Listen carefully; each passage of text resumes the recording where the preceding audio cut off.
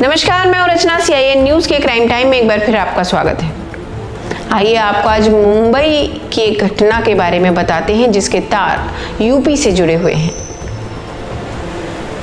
मुंबई में रहने वाला एक शख्स अचानक गायब हो जाता है। उसकी पत्नी उसे ढूंढती है लेकिन वह नहीं मिलता।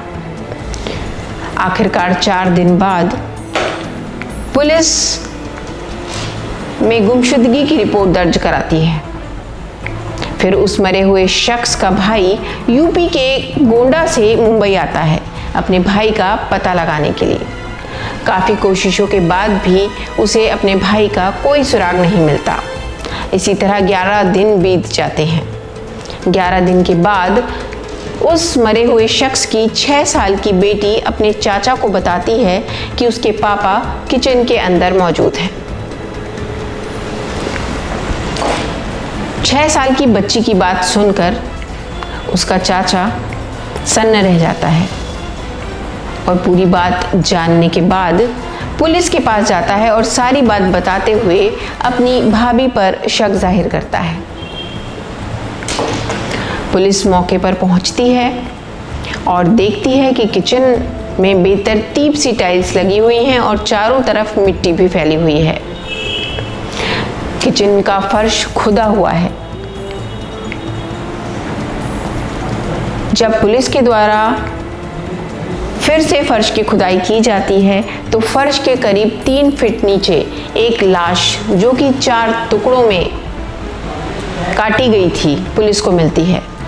पुलिस द्वारा लाश को निकलवा कर पोस्टमार्टम के लिए भेज दिया जाता है। इस घटना की पूरी कहानी जानकर लोग हैरान रह जाते हैं। यह घटना क्या है, यह जानने के लिए आइए चलते हैं थोड़ा पीछे।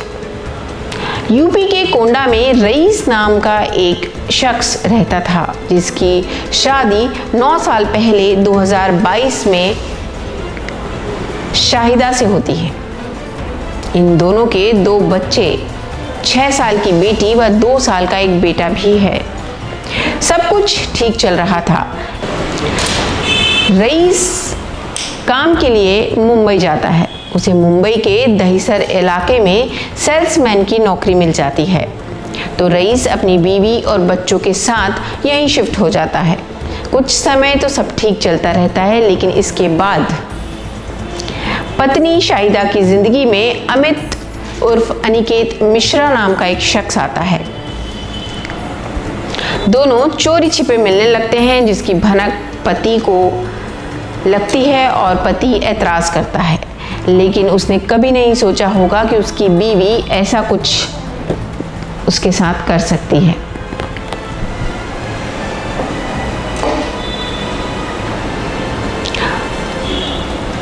अब इस बात को लेकर दोनों पति पत्नी में लगातार झगड़े होते रहते हैं।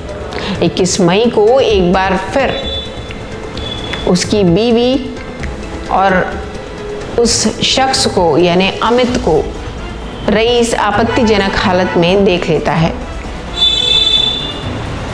फिर ऐतराज करता है लेकिन पहले से ही मौके की ताक में बैठे अमित और शाहिदा अपने ही घर में तेज धार वाले चाकू से रईस का गला काट देते हैं और बाहर किसी को शक ना हो, किसी को भनक ना लगे, इसलिए घर के किचन में ही गड्ढा खोदकर लाश के 4 टुकड़े कर देते हैं और उसको वहीं किचन में दफन कर देते हैं। जब इस घटना को अंजाम दिया जा रहा था तभी रईस की 6 साल की बेटी जाग जाती है और अपनी आंखों से यह पूरा मंजर देखकर सहम जाती है। तभी शाहिदा ने उस मासूम को गले लगाने के बजाय धमकाया कि अगर उसने किसी को भी कुछ भी बताया तो वह उसे भी ड्रम में डुबोकर मार देगी और उसका हश्र भी उसके पापा की तरह होगा। बच्ची छोटी है, वो डर जाती है, सहम जाती है और सोने चली जाती है।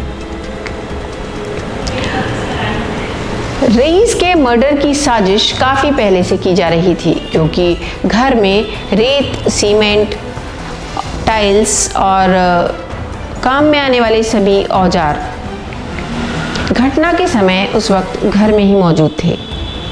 रईस कि इस सामान के बारे में शाहिदा से पूछने पर उसने बताया था कि वह किचन में कुछ काम करवाना चाहती है। रईस को इस साजिश का दूर दूर तक एहसास भी नहीं था। जब यूपी के कुंडा से रईस के घर वाले पूछते तो शाहिदा का एक ही जवाब होता कि रईस बिना बताए पता नहीं कहाँ चला गया है।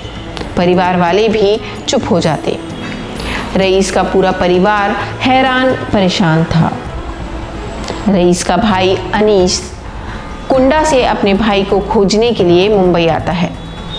किसी को शक न हो इसलिए 25 मई को शाहिदा ने भी अपने पति की गुमशुदगी की रिपोर्ट थाने में दर्ज कराई।